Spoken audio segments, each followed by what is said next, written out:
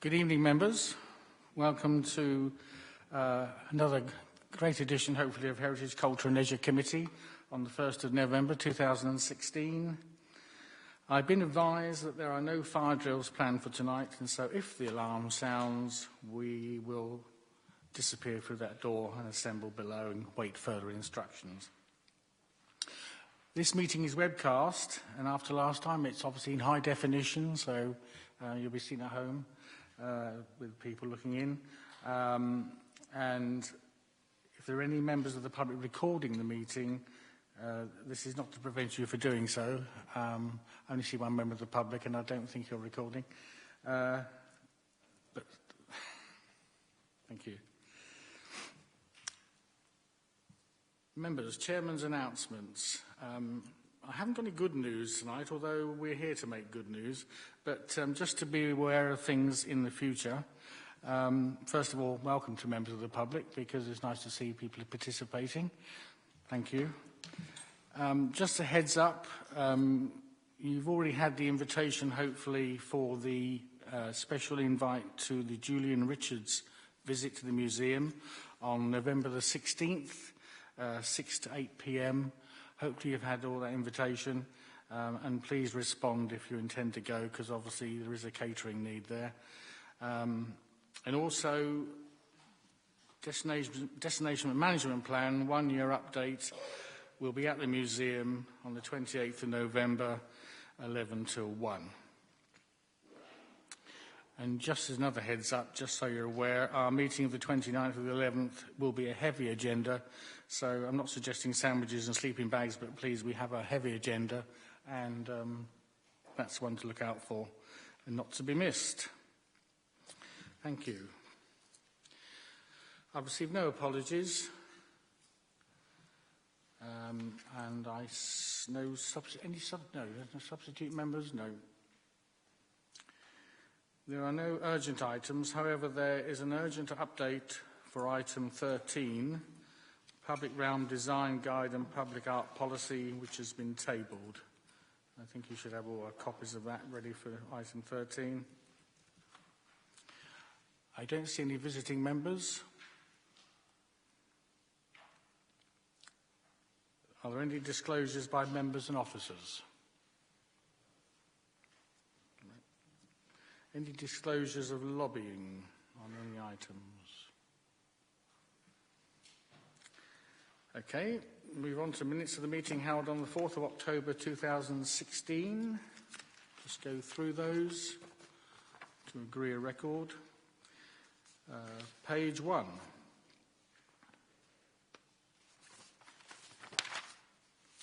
Page 2.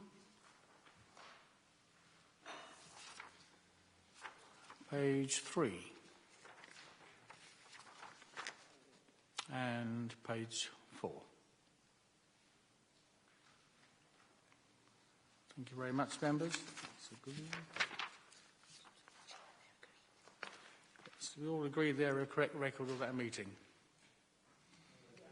Agreed? Thank you, members.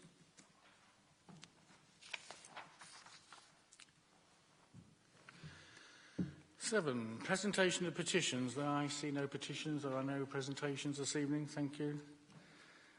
Question statements from members of the public. There are no questions or statements this evening. Items to be taken in private. There are no yellow pages, members, so there's nothing to be taken in private this evening. Item 10, the Heritage, Culture and Leisure Committee Work Programme. Do members have any questions or issues raising from the programme? You'll probably notice in the new format at the moment, a bit more condensed.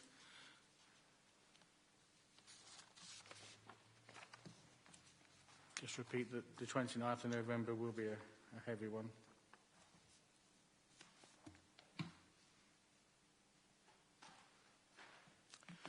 Okay, we'll move on to item 11 then. Strategic Plan Performance Update Quarter 2, 2016 to 17. Recommendations are on page 8 of your papers, and I would invite Anna Collier to present. Thank you, and evening members.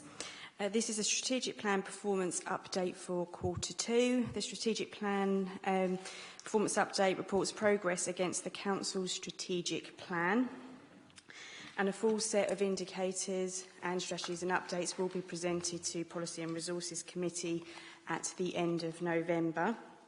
What you have here are the indicators and updates against key strategies, plans, and against the strategic plan key objective action plan of those that relate to this committee or their area of interest. Appendix 1 has the results of the PIs and progress against the key strategies and plans. I think overall, seeing good progress against all of the key strategies, and whilst there are a number of indicators that are at red, overall direction of travel is very good, and I'll be happy to go through those indicators in more detail if members would like it.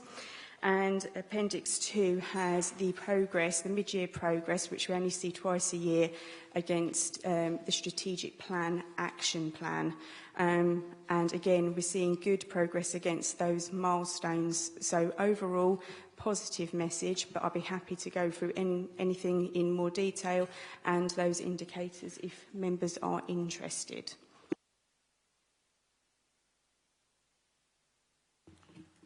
Thank you very much. I was considering going this by page, but I didn't want to prolong it too much. But if members agree, would you like to go through page by page? Thank you. We'll do that.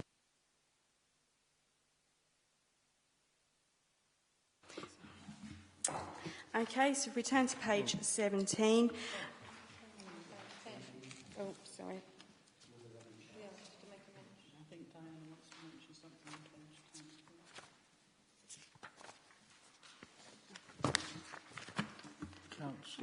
Apologies, covering report. So I jumped straight to the appendices. Hello, thank you for the report. I just wanted some clarification on page 10, actually, on here. On 4.1, you've said historically Q2 is the worst performing quarter of the year. And then I don't know whether it's me reading this, but it seems to contradict itself by saying which may be due to increased footfall over the summer. And I don't know whether I'm misreading that at all. And I was just querying why the performance is low, actually. And is this something to do with the cafe?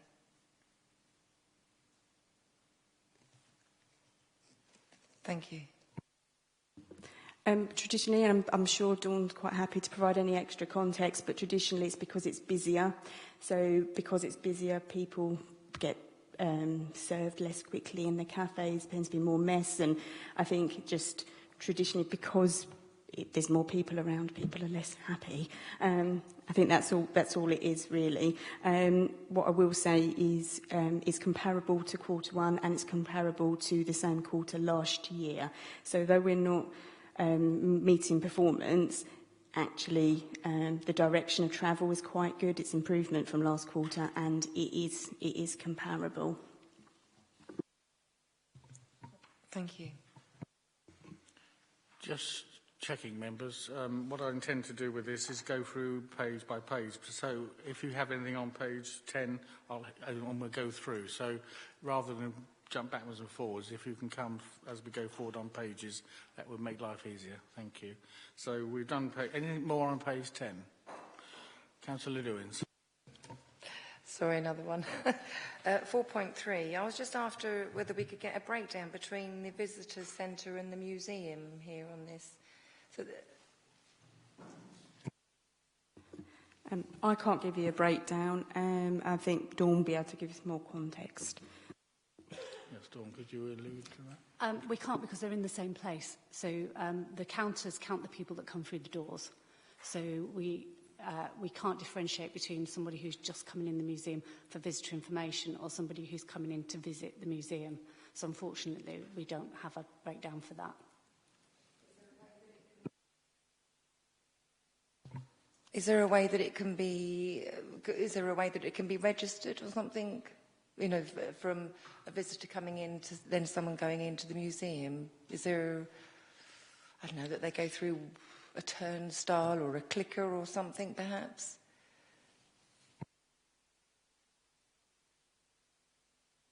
Councillor Wilson? I'm happy to wait for Mrs Hudd to come back, but I personally would be very interested to know when the new desk is set up, because they're not there yet, are they? Or are they? The new desk for the visitor centre is going to be moved into that middle bit of the museum, isn't it? Isn't it? Yeah, well, let me finish then what I'm saying, and you can demolish me if you choose. But I'd be quite interested to know how many inquiries we're getting at the visitor desk. So that doesn't mean to say that they might not be also using the museum at the same time, but it would be very interesting to know how many people are actually asking visitor-type questions. And I hear what you say about we can't say where they're coming in, but if you're actually manning that desk, you should be able to do a clicker system so that we would know a sort of how many visitor-type inquiries we're getting about, you know, where can I find somewhere to stay, or all the sorts of things that visitors ask related to an information centre, as opposed to, I've got a question about the museum, where do I find the mummy, sort of thing. So I think when that actually takes place, it would be useful if we could find a way of doing it.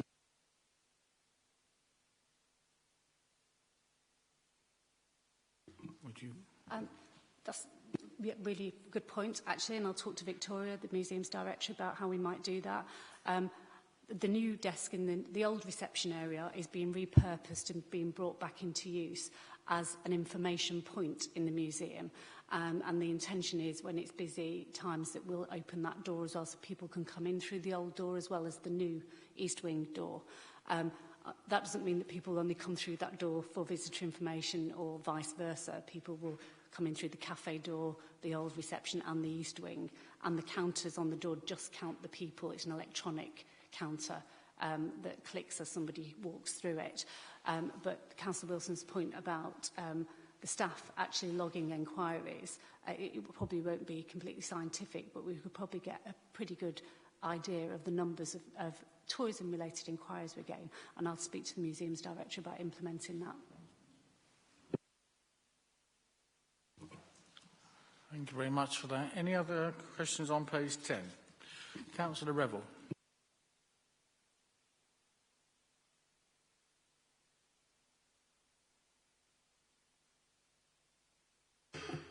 That sounds better. Sorry about that. I notice you're referring to the cafe, and you're looking at ways to improve the cafe's satisfaction score. I don't. You haven't explained what you're doing exactly in that respect.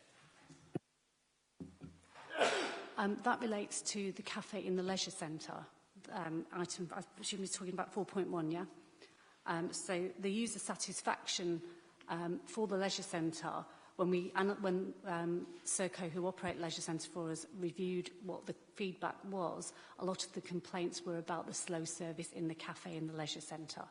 And so they are putting in measures to correct that. And it comes back to the point that Anna made earlier, that when it's very busy in the summer in the leisure centre, people have to wait quite a long time to get served, and that's what they were complaining about. Because you haven't explained to me what actually you're going to do. You've explained the reason why, but you haven't indicated how you're actually going to tackle that problem. And one other thing, while we're thinking about it, we don't have the results of the income and expenditure of the cafe, which obviously would be very helpful, because that would also go along with the satisfaction. We don't have that because it's not a performance indicator, so we wouldn't include it in this report, because obviously what my team's doing is reporting the performance indicators which were set last year. In terms of the comment that's there, that's from the team who support that contract.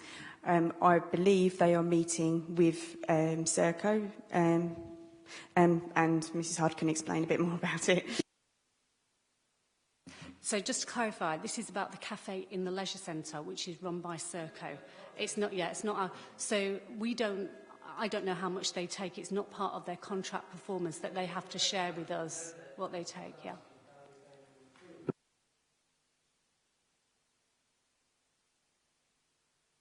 That will be down to Serco, the operator, to put performance changes in so that performance improves, and they'll report back to us.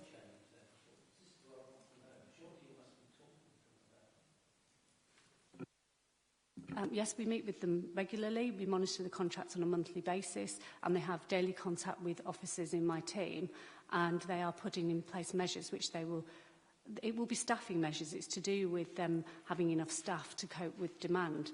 And over the summer, it is always a problem because they are so busy. Even if they put more staff on, the number of people in the leisure centre is difficult to cope with when it is at peak periods. But they want to be as efficient and cost-effective as they can and maximise their income. And so it's in their interest as the operator to make the cafe operate better. And they will share with us what they're doing at their performance update meetings with us to improve that performance in the cafe.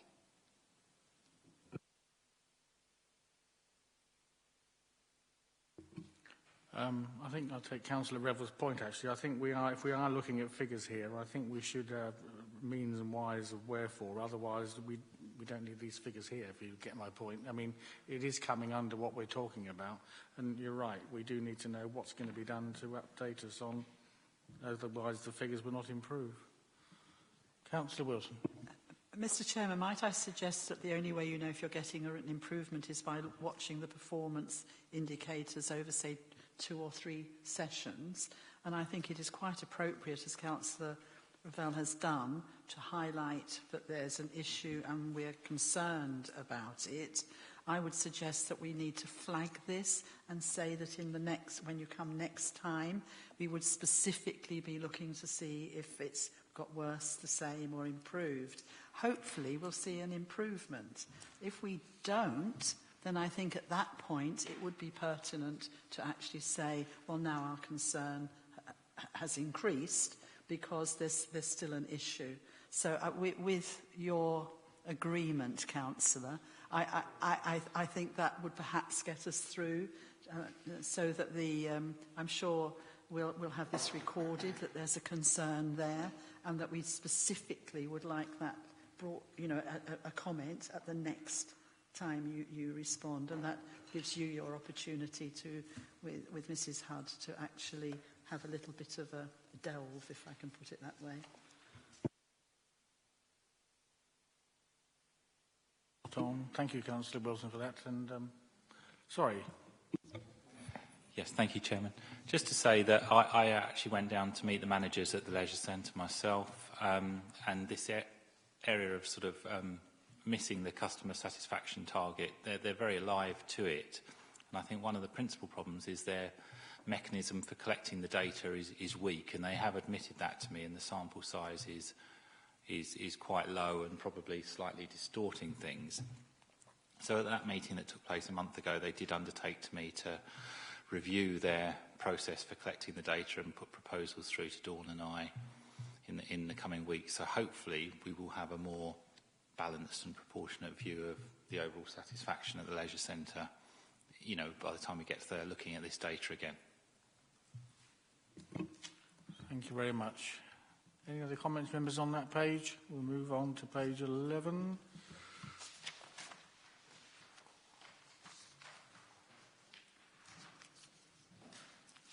Going on page 11, page 12.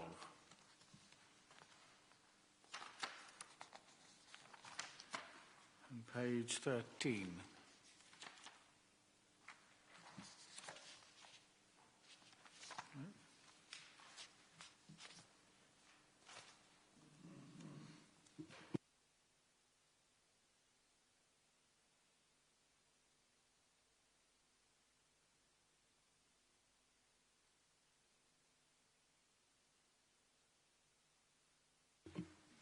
Thank you, members. There's no more comments, and then I will now take all 4 items, recommendations together here. And no. Sorry, Mr. Chairman, we Wilson, have you not wish- gone through the appendix, so we need to continue through 14, 15. I beg your pardon, we'll go through the appendix. I say maths was never my good point. If I could avoid it, I would.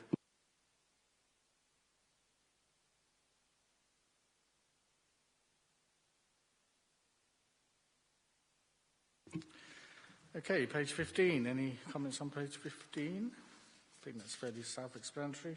16.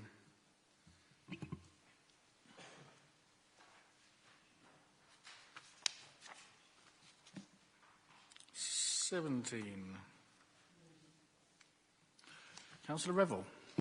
Well, I think we're coming back to the same point, in fact, on the status and where we've got a little red dot there. So, user satisfaction with the leisure centre. I know it's very interesting collecting the statistics, and there may be a problem with it, but I really want to see better satisfaction from the people who are going, the partakers of the cafe. I suppose that's a comment, really. I'm not too certain it's a question, but I put it to you. That's, I think, what we want.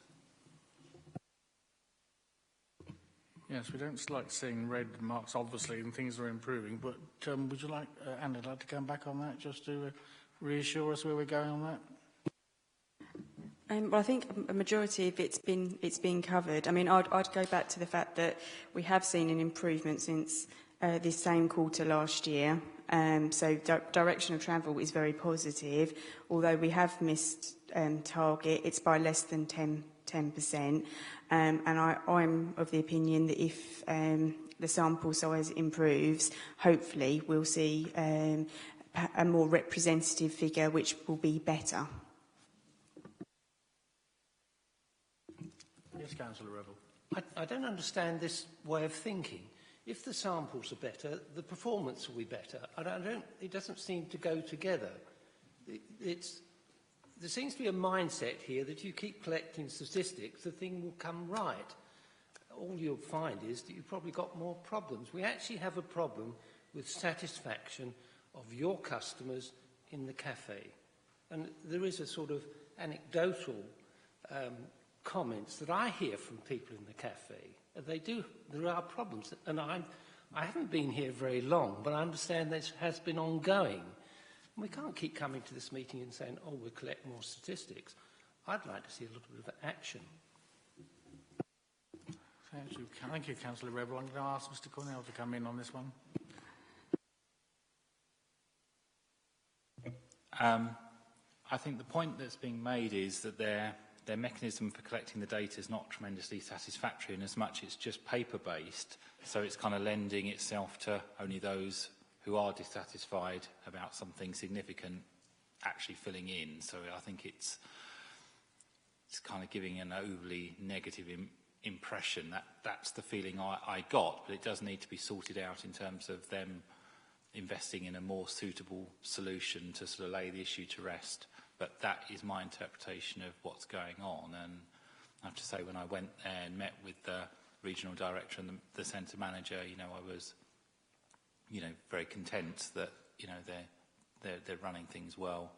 But this is something that they do need to improve in terms of their mechanism for collecting the data, so they capture those that are satisfied just as equally as they capture those that aren't at the moment. You just collect data from people who are happy and ignore the ones who are unhappy, and then we could all have a very good report.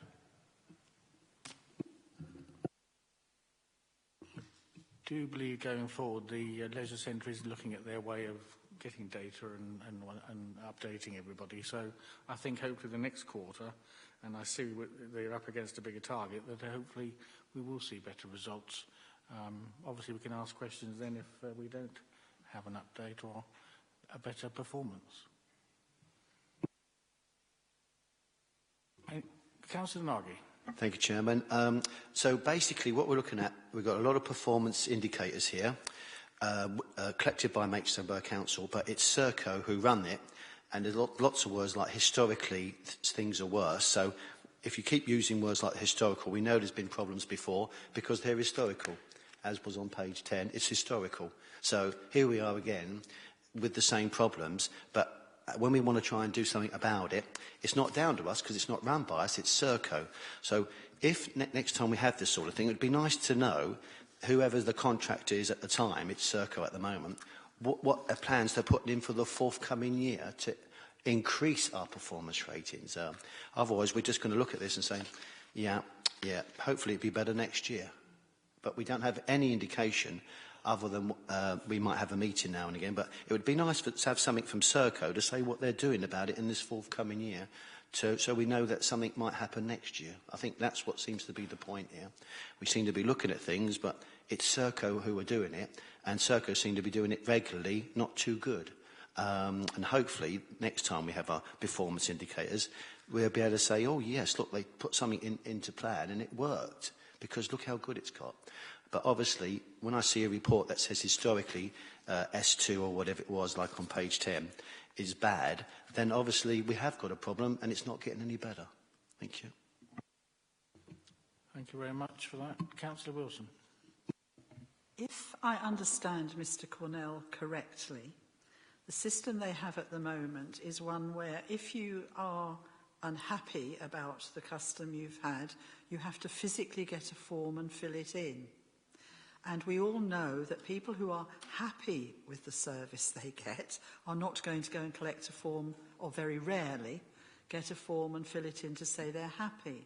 So what I think I'm not saying I'm content, I'm not saying that, but what we apparently have at the moment is a possible skewed result, because we're only hearing from those people who say, I am unhappy, and we have no idea at this. I believe one unhappy customer is one unhappy customer too many, so let's make that very clear. But nevertheless, we have no idea whether you've got 100 customers of whom 5 are unhappy, or whether we've got 100 customers of whom 95 are unhappy. So we can't actually put it into any realistic context, is what I'm saying, if I've understood Mr. Cornell correctly. So I do think that we need to labour the point that we think one unhappy customer is one customer too many, but I think we also have to accept that we do need to have a system in place that actually gives us a better understanding of the volume of discontent that is there. So personally, I'm not ecstatically content, but I am prepared to say, as I said about 10 minutes ago, to wait till the next session, where we should expect to have from officers an explanation of the action Serco has taken, where they are at with actually collecting realistic data. So we don't want to be told they've only just put something in 5 minutes before we get the next report. We want some pressure put on them to do it now. And then hopefully we'll have a better idea of actually what the picture is, and whether we really have a major cause for concern, a medium cause for concern, or just saying, well, we don't really want to have anybody complaining, but it's not what I would call a major problem. And I do think that's, I think if I've understood Mr. Cornell correctly, that's what you've been telling us, yes? So in that case, I think, you know, I'd like to hear what other people think, but I do think we need that improved information. Thank you, Councillor Wilson. Are you suggesting that we note that for future action by officers? Oh no, I think we need to have the report back, and I think we need to be very clear. All I'm saying is that I think realistically, in view of what Mr. Cornell said about going out to see them, identifying an issue, that we need to at least give it to the next session to see what has happened. I will be fuming if nothing has happened. But I'm hopeful that we might find that they've put a better system in place, we have a better idea of what the scale of the problem is, and then we can move forward. Thank you very much. Councillor Hinder. Thank you, Chairman. I agree with Councillor Wilson. We've been taking our grandchildren out to this leisure centre for swimming all through the summer holidays for the last couple of years, and as far as I can see, that cafe has got worse. the waiting times has got worse. But what I would be interested in finding out were the actual times of the years that these complaints actually come. Because in the summer holidays, it is manic there, absolutely manic, and you can wait 20 minutes. But there's children everywhere. I mean, everywhere, and they're all pushing ahead. So it might just be the sheer volume of certain months that's maybe, you know, skewing these figures. I would be very interested to see when those actual complaints, letters do come in, is that possible that we could actually find, because then we might get a better idea of whether it's all the year round or whether it's just at certain really peak times when everywhere is busy and everyone's struggling to cope. Thank you. In the contract, Serco have to do a certain number of customer satisfaction surveys, and they do it over the whole year, so we do get a whole year picture. So each quarter, we expect them to have done a minimum number. It's not letters of complaint. This is a survey that they do with their customers, and they ask them, they fill in a little form saying, how happy have you been with your visit today, and any comments. So when they look at the comments, the main things that caused only a 72% satisfaction rate, which is still quite a high satisfaction rate. It's not as high as we want it to be, but as Anna said, it's less than 10% behind target. When they looked at why people were saying they weren't happy, some of those comments were about the cafe. There were other things as well, but predominantly it was the cafe issues. And that is worse in the summer because of the sheer numbers and the difficulty in serving all those people in a short period of time when it is as busy as it is. So the satisfaction always drops in the summer quarter because of it being really busy and people having to queue and wait, not just in the cafe, but for the other facilities in the leisure centre. But what we can do, as has been suggested by Councillor Wilson and others, is when we get the next quarter's figures, we will again look with Serco about if people are unhappy, what is it they're unhappy about, and we will be able to then see, is the satisfaction with the cafe skewing those figures again, or has that been resolved? And in our regular meetings with Serco, we are asking them, what are you doing? And they are keeping us up to date, as Mr Cornell has said. They're keeping us appraised of what they're doing, and we are monitoring it closely as part of the contract monitoring. Thank you for that. Can I come back, Mr Chairman, please? Yes. But what I don't understand is picking up on what Councillor Revel says. If this problem has been there for the last 2 years, and I'm assuming that we've been aware of that for the last 2 years, surely by now there should be an improvement somewhere. If we keep telling them we're not happy and people aren't happy, according to this, there hasn't seemed to be much of an improvement. So I'm just concerned, if we've gone this for the last 2 years, is it ever going to get right unless we put severe pressure on? I mean, I might be wrong, but I would just like to find out. My recollection is that we hit the user satisfaction target last year. I will check that. Yeah, so if you look at the graph that's on page 17, you can see the dark blue line. So we've got the dark blue shows last year's figures. So as you can see, in quarter one, we did hit target. In quarter three, yes, quarter two we experienced the same problem, but I think Mrs Hudd's picked up that's what they're trying to look at, because they've picked up that it's a trend. I mean, it doesn't say in the 2 years, so I would have to go back and review whether over what period that's been a problem, but certainly it was a problem last year. So I think we would like to see some figures on that coming forward next time we get a report.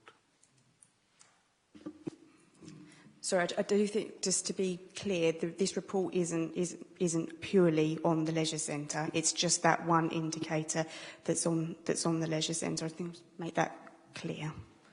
Okay, thanks very much. Councillor Rivers, do you want to come back?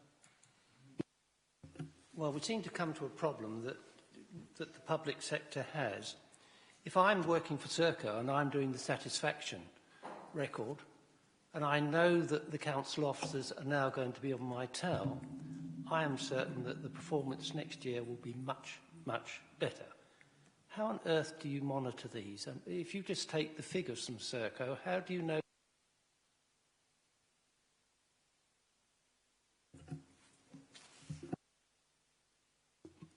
Thank you. Councillor Ford, did you indicate? Yeah, I was just going to ask if the terms of the contracts stipulate customer satisfaction, and if the contractor doesn't adhere to that, presumably there's termination of contract.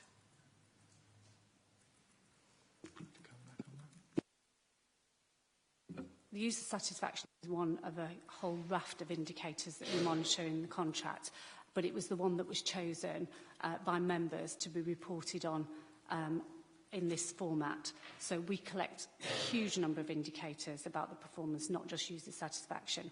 And if a contractor on any contract that the council has doesn't perform and doesn't correct the underperformance in the manner agreed in the time agreed, then we would issue a contract, trying to think of the word, we would issue notice with them that they're not performing against the contract, and they would be given official notice that they had to correct that. They'd have to do something very serious for us to cancel the contract, and we would give them every opportunity to correct it. And they are working, as Mr Cornell said, they're working really closely with us on this because they, like us, want the satisfaction rate to go up. You know, they're very passionate about running the leisure centre. The team down there are really, really committed and are really committed to good customer service. And so they want to improve this as much as we do. Thank you. I think we've covered that fully, members, on that page, and we'll obviously look forward to improvements next time we have this subject. Can I just go to page 18? Anybody wish to speak on that? Councillor Owls. Thank you, Chairman.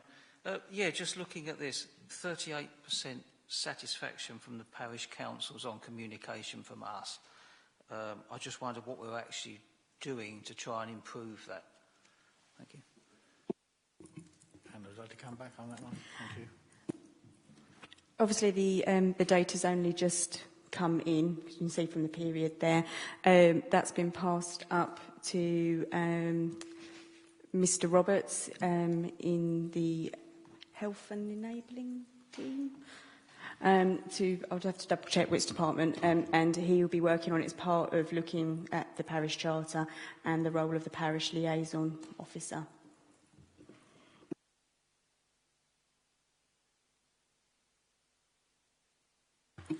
Moving on to page 19, I think that's... I don't know if anybody's spotted a date error there under Destination Management Plan Update. The actual meeting is on the 28th, and it's got 29. Obviously, 29th is our meeting here. Just clarifying that piece there.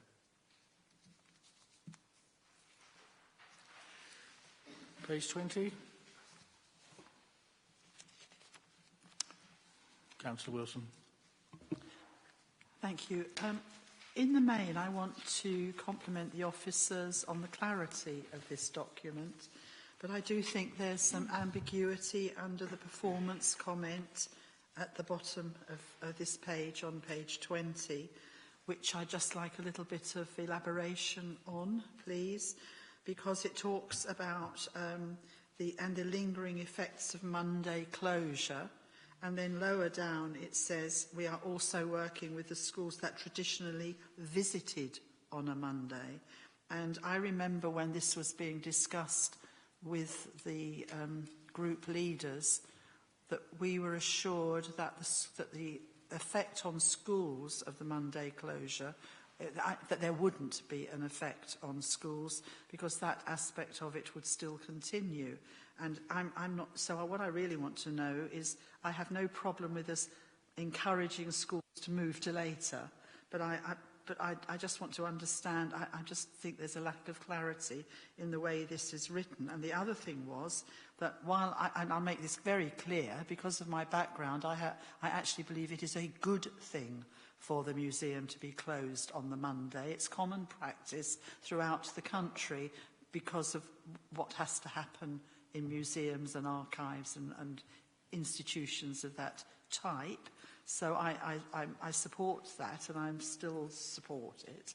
But I do like to be sure that the decisions we made were based on accurate information, and also to understand what the position is at the moment. So if I could just have a little bit of clarity from that, I'd be grateful. Thank you, Councillor Anderson. There are a number of things that are happening. We are working with the schools. Over the summer period, the school visits drop off completely because we run workshops in the holidays. So we're working with all the schools that have traditionally come to us to try and get them to come in on Tuesday, Wednesday, Thursday and Friday. Those that can't, we are now going to go out to the schools and do the education, deliver the education service on site in the schools. So we'll still reach the same number of children, just that some of them won't come into the actual museum, which will mean the footfall figures will reflect that, but the education engagement numbers will be maintained. We also had, at the end of last financial year, we thought the Arts Council funding was coming to an end. And so we hadn't put in place a full programme of school visits for this year. And then 2 weeks before the end of the financial year, Arts Council gave us another year's funding, which was absolutely fantastic. But we had to reinstate the whole programme and get it up and running again.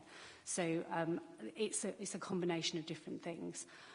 There is always the option, if we can't accommodate all the schools, if we have enough demand that we can't accommodate them all Tuesday, Wednesday, Thursday, Friday, that we could bring schools in on the Monday when the museum is generally closed. But that is something we wouldn't want to do unless we can't accommodate them any other way. If I can just come back briefly, if we're saying that we have a footfall target and we think it's diminished because I'm trying to get my head around this. If we're trying to say it was diminished because of what's happened on a Monday, that can't be part of the equation if those schools are transferring to a different time in the week, because the numbers would still be the same. It will only make a difference and be part of the issue of reducing the footfall if the schools that traditionally came on a Monday suddenly decided they weren't going to come at all. Let me put it that way, which is why I said I think there's some ambiguity here, because I don't really see that, that the lingering effects of Monday closure, if it is related to the schools, is accurate. I think it's skewing our figure. And if it's not the schools that we're talking about, then I'm a bit concerned, because we were led to believe that our footfall was always, and I know it's true because of working in that arena, that Mondays tend to be the lowest day, leaving weekends aside, Mondays tend to be the lowest day for visitors to that type of institution, historically. It tends to be. So what I'm really trying to say is I don't think it can be the schools skewing the figure. I just don't, because they're transferring, unless they're not coming at all, and they used to, and therefore we need to delve a little bit more possibly into why that number's gone down. Thank you, Councillor Wilson. Councillor Revel. Yes, can I just refer to page 19, Festivals and Event Strategy Update, refers in the first paragraph of that to the Rambling Man Festival, and I quote, which alone generated over £1 million into the local economy. I think I should congratulate you on, in fact, getting that figure and getting that figure so quickly after the event, but how did you do it?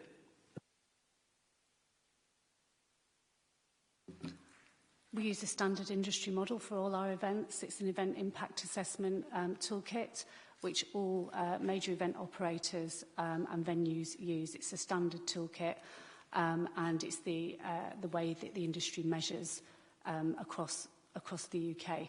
And so any events that we deliver ourselves or any events that our partners use, we use the same data set to calculate the economic impact locally of that event. And as I say, it's a standard industry model. And it came out to exactly £1 million? I'm sceptical.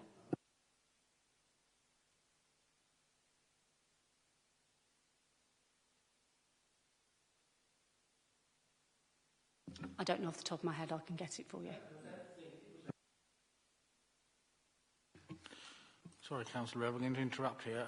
As we have this on the agenda for the 29th of November, when a full report is coming to the committee, I think we should debate it then. Thank you.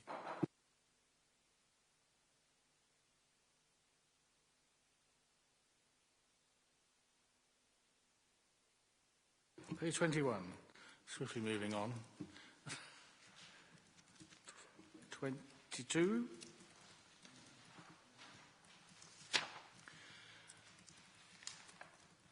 No more questions? All happy? Feel like an auctioneer? Thank you. Get back to recommendations on page 8. Are we happy or not to take these as they stand? 1 to 4. I can read them all out, but they are in front of you, members.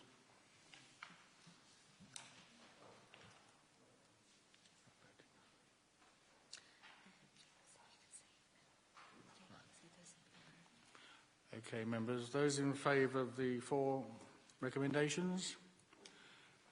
4? Sorry? Sorry, I'm interrupting. Mr Chairman, most of them are fine, but we haven't actually looked at the strategic plan, action plan update. And I don't... Sorry? Are we still on 20? Yes, on 25.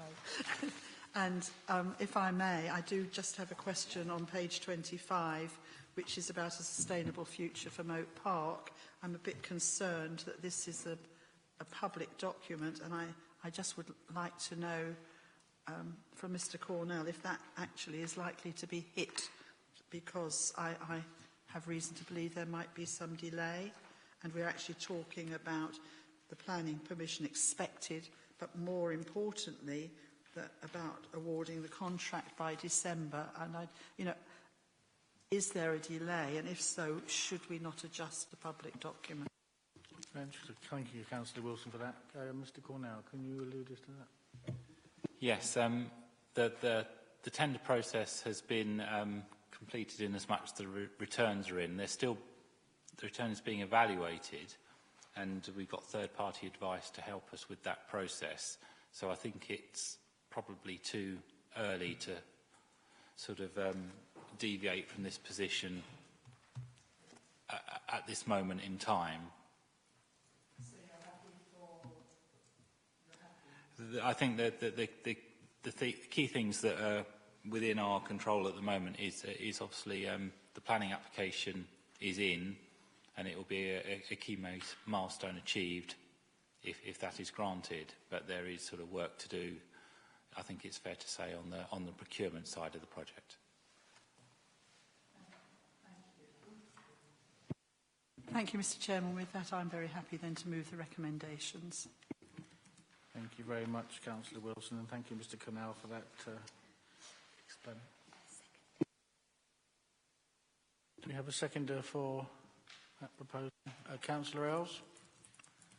Thank you. All in favour?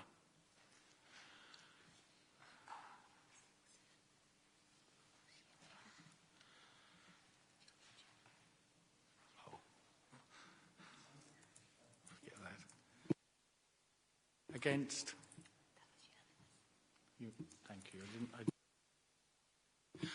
Thank you, members. That was a unanimous vote. Thank you very much.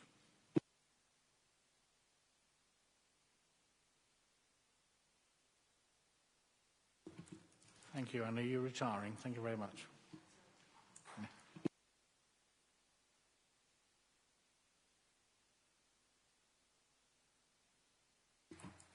Thank you, members. We now move on to item 12, second quarter budget monitoring report 2016-17. Mr Green, I think you're going to present. Thank you. Thank you, Mr Chairman. This is the regular quarterly monitoring report that we bring to this committee and complements the report on performance that you have just looked at. It shows the financial position for the 6 months, the 2 quarters to the end of September, and gives a projected outturn for the year. And probably the best way of looking at the overall position is to turn to page 34 of your agenda papers. And what this shows is the position for the year to date in the first 4 columns of figures. And you can see from that the different services within this committee's remit some of them have performed better than budget, some of them worse than budget. The figures in red are where there have been overspends against budget. What we then do is look at the position as best we can project it for the year as a whole, and that's in the forecast column. And there's only 2 areas where, based on the information that we have at the moment, we think that we're going to vary from budget for the year as a whole. And there's good news and bad news, really. The 2 more or less offset one another. The not so good news is to do with Moat Park Cafe, and I think this has been mentioned at this committee before. Because the council's only just taken over the running of this, there are still teething troubles.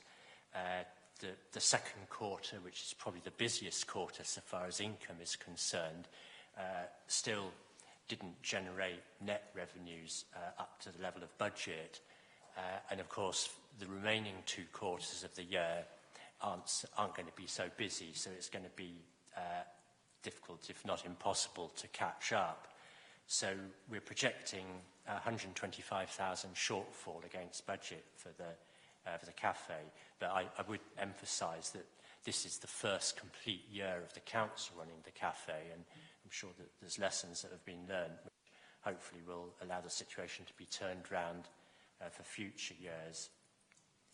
The better news is to do with the crematorium, and the comment there talks about the service generating income above budget. The reason we're projecting a position which is 100,000 better than budget is entirely owing to income. Some of that is just increased throughput, but also, as the note mentions, increased memorial sales. So the crematorium supplements the basic cremation fees through selling memorials, trees, shrubs, seats, tablets, a whole range of things.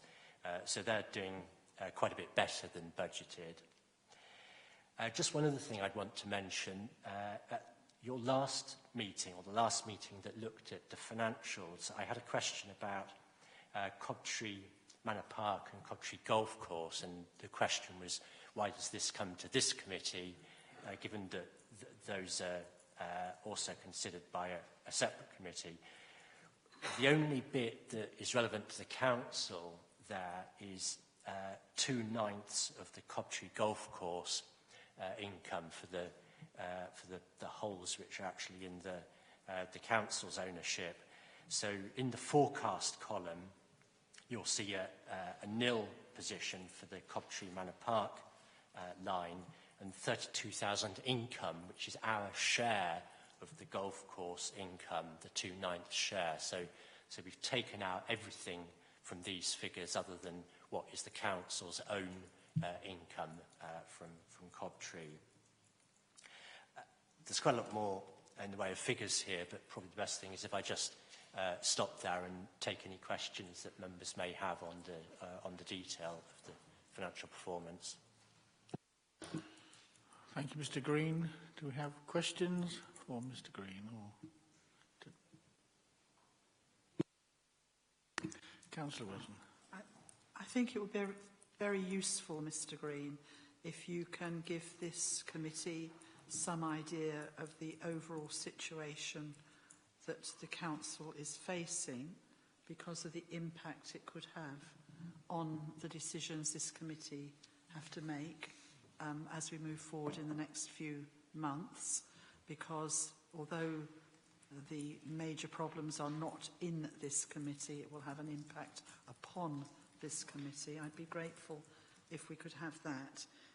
And the other thing that isn't shown here, and I know we're getting a report back to our next meeting, is the contribution that this committee is supposed to make, I think primarily from the commissioning issues, into, I call it the base budget. I'm not sure if I'm using the right terminology there, and I can't see how this committee from these figures can actually understand the totality of the contribution they're expected to make towards the budget overall.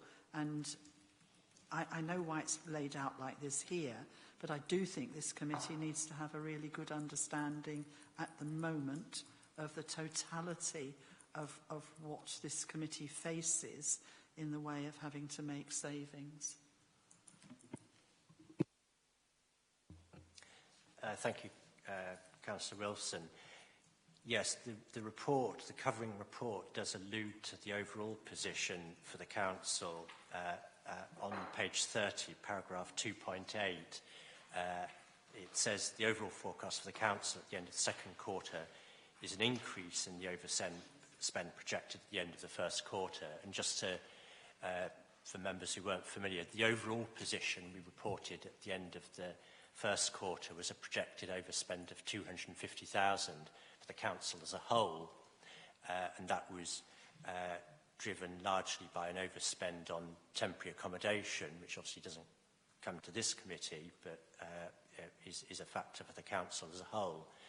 Now, unfortunately, the position, and this will be reflected in reports to the other service committees, is that that projected overspend has increased and is nearly 500,000 now, we reckon, for the year. So what that means for individual services, even services that are keeping within budget, is that we are looking at all the expenditure that they're incurring with a view to making sure that if there's any budget underspends, any windfalls, anything that we can do to offset the overspend position elsewhere, then we take advantage of that. I mean, in previous years, it may be that services, if they had a budget for the year and they were getting close to the end of the year, would just spend up to budget. Unfortunately, we're not in the position where our services can do that. If we can claw any money back from budgets, then we're looking to do that. So members do need to be aware of that, because it means that the individual services in this committee, as in other committees, won't have any extra money to spend this year above and beyond what has been committed and what we've already said that we would do. So I think that was your first point, Councillor Wilson. The second point, you can get a rough idea of the position by looking at the figures in Appendix 1. This committee has services within its portfolio with a net budget of nearly 5 million. If you look at the left-hand column, that's 4.8 million. The total council net budget is around 20 million, and we're looking at a budget gap across the council as a whole over the next 5 years of 4 million, in other words, 20% on our net budget of 20 million. So it's very rough and ready, but to give members a flavour of the kind of savings we would be looking for in this area, you'd have to take that 4.8 million in this committee and say, well, we're looking for savings of 20% of that. That's if we were applying the savings across the piece, but I think that's what you were getting at, Councillor Wilson, just to give members an idea of the overall budget context that we're facing.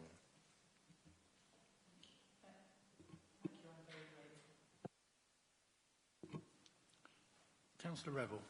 Yes, can I just repeat that? The overall budget, you say, was £20 million, and the shortfall is £5 million. You're anticipating, presumably.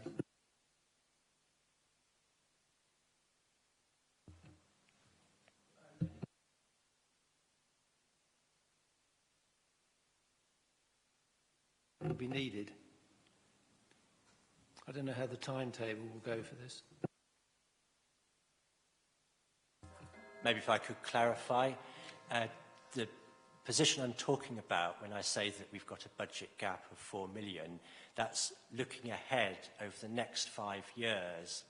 So we don't have to make those 4 million savings straight away, but we do have to achieve that level of savings over the next 5 years.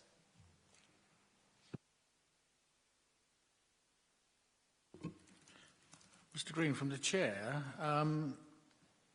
going forward, so we can analyse expenditure and where we're going, is it possible to break down figures so we can look at a certain department or section and say, yes, there's obviously where we can actually get a feel for what's happening and also be able to steer savings or expenditure?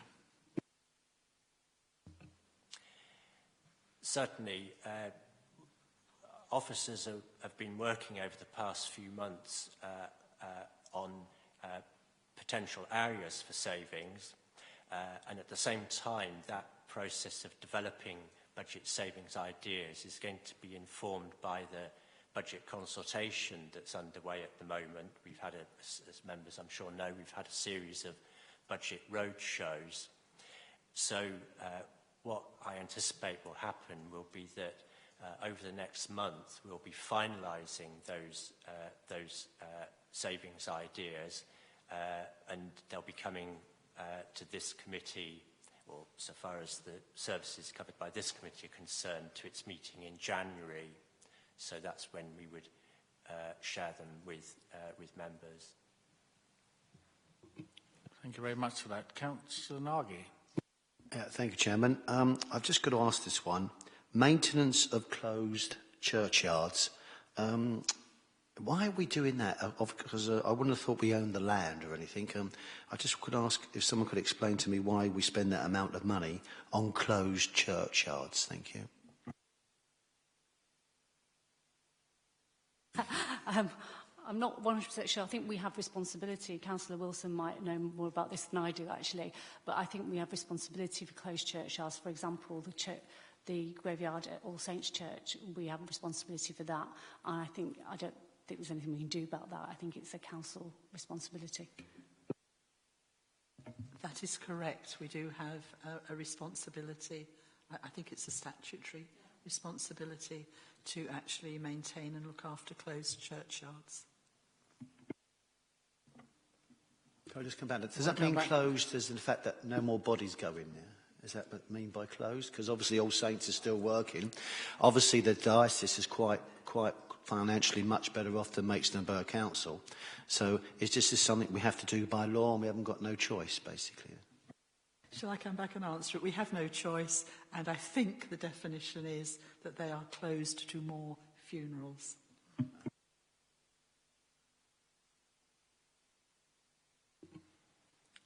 Any more questions for Mr Green? Thank you, members. Are we happy to take the recommendation on page 28 as read? Notes the revenue position at the end of the second quarter and the actions being taken or proposed to improve the position where significant variances have been identified.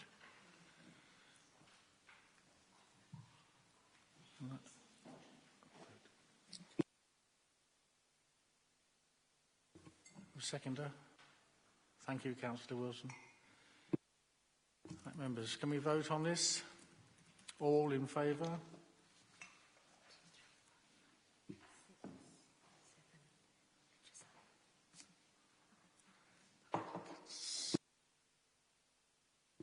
Thank you, members. I can safely say that was unanimous.